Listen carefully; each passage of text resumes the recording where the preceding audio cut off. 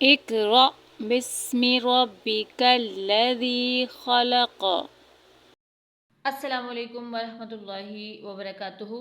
क्या आप जानते हैं कि हम कुरान पाक को पढ़ने में ज़्यादातर गलती मखरज की वजह से करते हैं। इसे लहन जली यानी हराम करार दे दिया गया है, क्योंकि इसकी वजह से कुरान पाक के मतलब चेंज हो सकते हैं।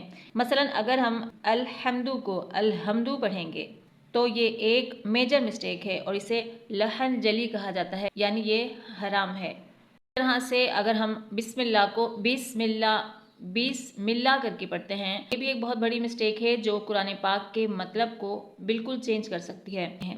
आज हम मखारिज की सही अदायगी सीखेंगे। मखरज मतलब मुंह का वो हिस्सा जहाँ से हरूफ की अदायगी होती है, जैसे बा होठों से अदा होने वाला हरूफ है और बा का मखरज मुंह के इब्तदाई हिस्से यानी होंठ से है। चलें तमाम हरूफ को सही मखरज के साथ पढ़ना सीखेंगे ताकि हम कुरान पाक में इस तरह की मेजर मिस्टेक नहीं करें कि जो पाक के तर्जुमे को ही चेंज कर दें। सबसे पहले आप जैसे कि हरूफ देख रहे हैं, हमजा हा, हमजा हा हलक के आखिरी हिस्से से अदा होते हैं, हलक के आखिरी हिस्से से अदा होते हैं हमजा हा। अगर आप महसूस करें तो इनकी अदायगी हलक के उस हिस्से से हो रही है कि जो सीने की जानिब है। हमजा हा, हमजा हा। तो आपको इस बात का ख्याल रखना है कि जब भी आप हमजा और हा की अदायगी करेंगे तो इन्हें हलक के आखिरी हिस्से जो सीने की जानिब से है वहाँ से अदा करेंगे। हा और हा में आपको फ़र्क करना है। आगे जाके हम हा का मखरज भी देखेंगे जो इस हा से बिल्कुल मुख्तलिफ है। हमजा हा का मखरज आपने सीख लिया है कि इसे हलक के आखिरी हिस्से जो सीने की जानिब से है वहाँ से अदा करना है। अगले दो हरूफ देखते हैं, आइन हा, आइन हा। आइन हा हलक के दरमियानी हिस्से से अदा हो गए, यानी जो मुंह की जानिब है वहाँ से आइन हा अदा हो गए। आइन हा यानी ज़बान की जड़ से थोड़ा पहले जब आपकी ज़बान ऊपर तालू से लगेगी तो आइन हा अदा होगा, आइन हा।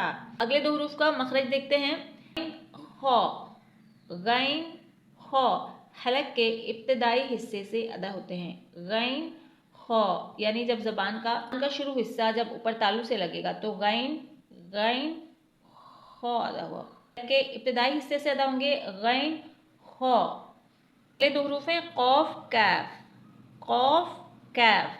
अब इनमें क्या डिफरेंस है, इनकी अदायगी का क्या मखरज है, ज़बान की जड़ और तालू से अदा होते हैं। ज़बान की जड़ यानी जहाँ पर ज़बान का एंड हो रहा है, अगर उस हिस्से को हम तालू से लगाएंगे, ऊपर वाले हिस्से से लगाएंगे, मुंह के ऊपर वाले हिस्से से लगाएंगे तो कौफ कैफ अदा होगा। अब यहाँ कौफ और कैफ में क्या फ़र्क है, कौफ हरूफ मुस्तालिया में से है यानी मोटा पढ़ा जाने वाला हरूफ है, तो इसे मुंह को गोल करके पुर करके पढ़ेंगे कौफ कौफ कौफ, और इस काफ को हम थोड़ा सा मुंह को खोल के पढ़ेंगे कैफ कैफ।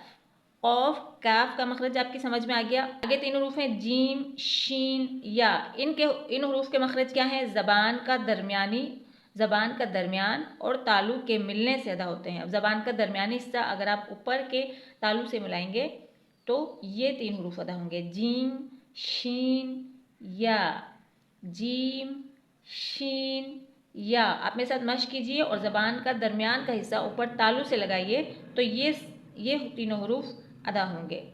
अगला हरूफ है दौद, दौद ज़बान की करवट और ऊपर वाली दाढ़ों की जड़ से अदा होता है, यानी जब ज़बान की करवट यानी ज़बान की साइड, एक साइड ऊपर की दाढ़ों से जाके लगती है तो दौद अदा होता है, दौद अदा होता है। आप मेरे साथ मश्क कीजिए, दौद दौद।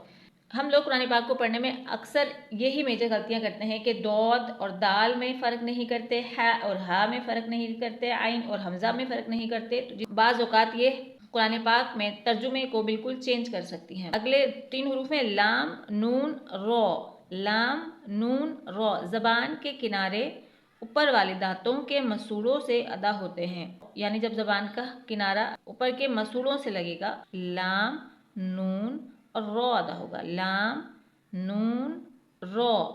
मेरे साथ मश्क कीजिए ताकि आप देख सकें कि हम किस तरह से ज़बान के किनारों को ऊपर वाले ज़बान के किनारे को ऊपर के दांतों या मसूड़ों से लगा रहे हैं, लाम नून रो।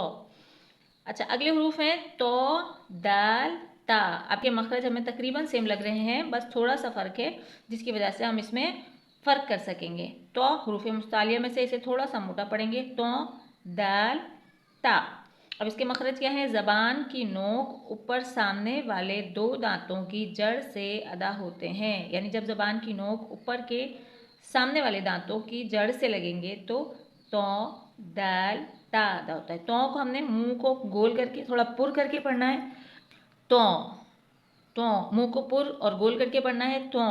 अब इसी तरह से दाल दाल, मुंह को थोड़ा सा खोल के पढ़ना है और ज़बान का किनारा ऊपर के सामने के ऊपर के दांतों के ऊपर के सामने वाले दांतों की जड़ से लगेगा, तो दाल अदा होगा, दाल। अब इसी तरह से ता ता दाल ता।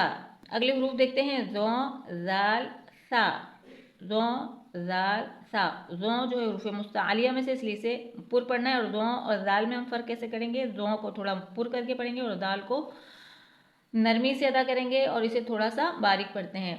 ज़ाल ज़ाल, इसका मखरज क्या है? इसका मखरज देख लेते हैं। ज़बान की नोक ऊपर सामने वाले दो दांतों के किनारे से लगेगी, यानी ऊपर और नीचे के दांतों के दरमियान जब ज़बान आएगी तो ज़ो ज़ाल सा अदा होगा।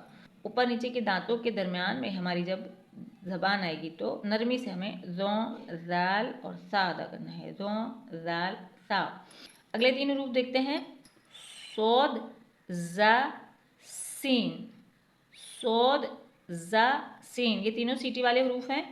सौद में भी सीटी आएगी, ज़ा में भी सीटी आएगी और सीन में भी सीटी आएगी। पहले इनका मखरज देख लेते हैं। ज़बान की नोक सामने ऊपर नीचे दो दांतों के अंदरूनी किनारे से अदा होते हैं। जब ज़बान की नोक ऊपर और नीचे के अंदरूनी किनारों से लगेगी तो फिर सौद ज़ा सीन अदा होते हैं। आप मेरे साथ पढ़िए, और इस तरह से ज़बान की नोक को ऊपर नीचे के दांतों की अंदरूनी हिस्से से लगाइए।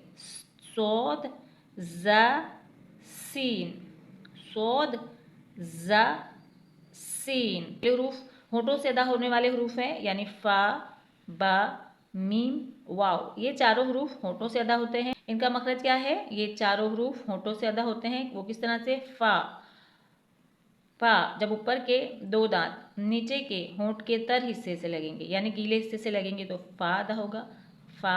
बा किस तरह से अदा होगा? जब होंठों के खुश्क हिस्से आपस में मिलेंगे, यानी तर हिस्से नहीं, खुश्क हिस्से आपस में मिलेंगे तो बा अदा होगा, बा बा बा।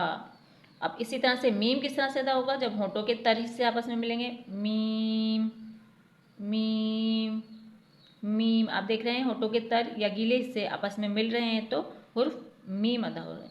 अब इसी तरह से वाव हुर्फ की होठों की गोलाई से अदा होगा, वाव वाव। जब हमारे होंठ गोल हो जाएंगे तो हुर्फ वाव अदा होगा। अब इसी तरह से अलिफ मुंह के खाली हिस्से से अदा होता है, अलिफ अलिफ। उम्मीद करती हूँ कि आपको ये तमाम मखारिज समझ में आ गए होंगे। कोशिश कीजिए घर में कुरान पाक में जब आप तिलावत करें तो इन मखारिज के साथ हुरूफ की अदायगी करें, ताकि आप कुरान पाक को सही तरीके से पढ़ सकें।